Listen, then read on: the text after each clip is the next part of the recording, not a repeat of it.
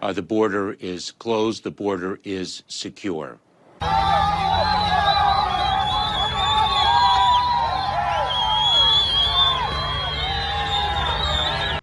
The bottom line is that U.S. borders are not open. Has now seen 17,000 migrants come across the border in just the last 10 days. Senator, I've had border agents myself tell me there's 7,000 to 8,000 people getting encountered every day. That doesn't even include the gotaways. There's 100,000 gotaways in the last 6 months. We don't know their intentions. They're in the country. We don't know where they're going. They were seen through surveillance cameras. Border is closed.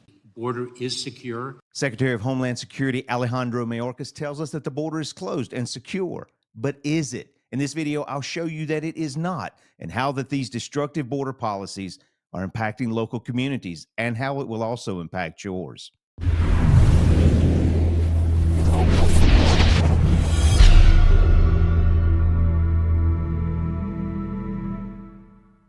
Well, hello and welcome to Alamance County Talks Politics. My name is Keith, and in this video, we're going to be looking at and also answering the question, is the border closed and is it secure? Let me say this, they have effectively allowed a population the size of South Carolina to enter this country with their border policies. Let's get into it. The Border Patrol released these alarming statistics for 2023. Listen to this. These numbers, a record 2.48 million encounters in a fiscal year. Here we have the Custom and Border Patrol chart from fiscal year 2017 to fiscal year 2023. And as we look at this chart, you can see that at the beginning in 2017, 2018, 19, all the way up to 2020, the numbers are relatively consistent. But beginning in 2021, there was a significant increase extending through 2023. Now, if you're operating a business and you see your profits increase or decrease, you're going to look at that particular point. You're going to go back and research what caused the dramatic increase or decrease. Well, in 2021, as everyone knows, we know that there was a new president that was installed into the office. And that is the point where the numbers substantially increased. That shows us that there has been a dramatic change in border policy. And who are some of these people that are crossing the border into the United States? And among them, at least 172 people on the terror watch list. That is 172 who actually came face to face with law enforcement and didn't get away. Certainly any porous point of entry is a potential vulnerability that bad actors of all sorts, including national security threats, can seek to exploit.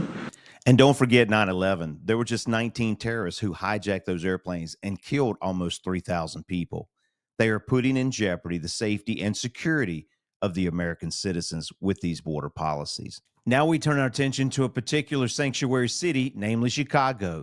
And in Chicago, there's a particular area that they were going to transition a park that was used by the community into a housing area for people who are crossing the border. And the people in the community, they were having none of that. We were going to have a shelter at this particular location.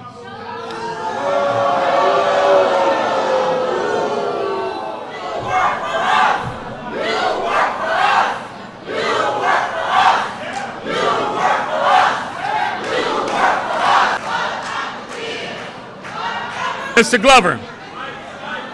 Glover, you're going to get an opportunity to speak. No. Turn the mic on. We're tired of hearing politicians.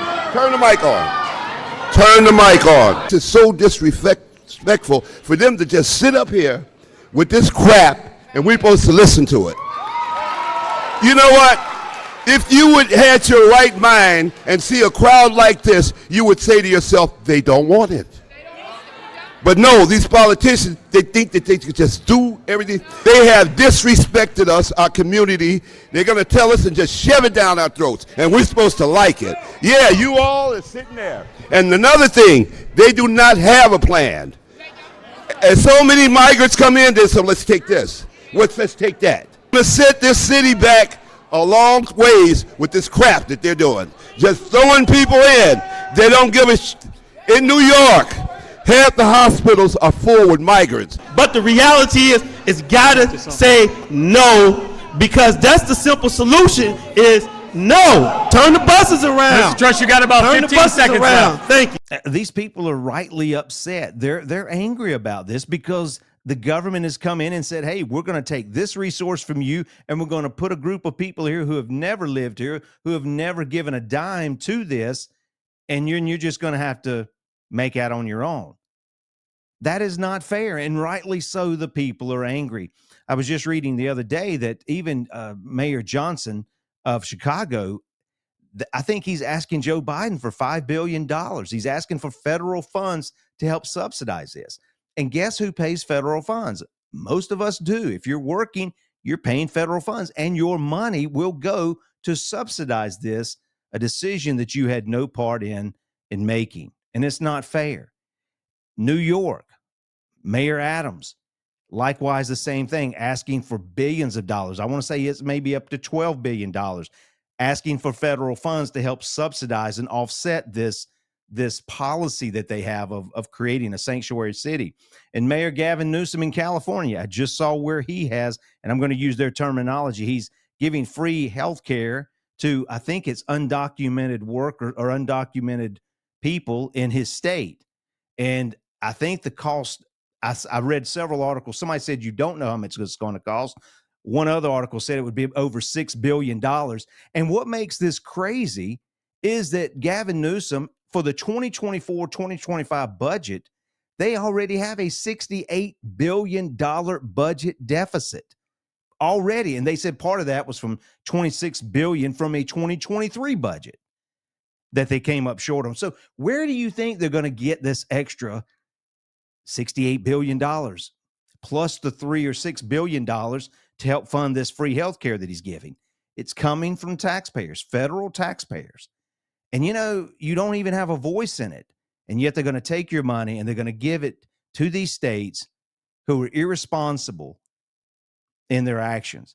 Listen, there's really only one answer to this, and you've really got to look at this. We got to go back to that report given out by the Custom Border Patrol and see that they are the ones, 2017, 2018, 19, and 20, the numbers at the border were low.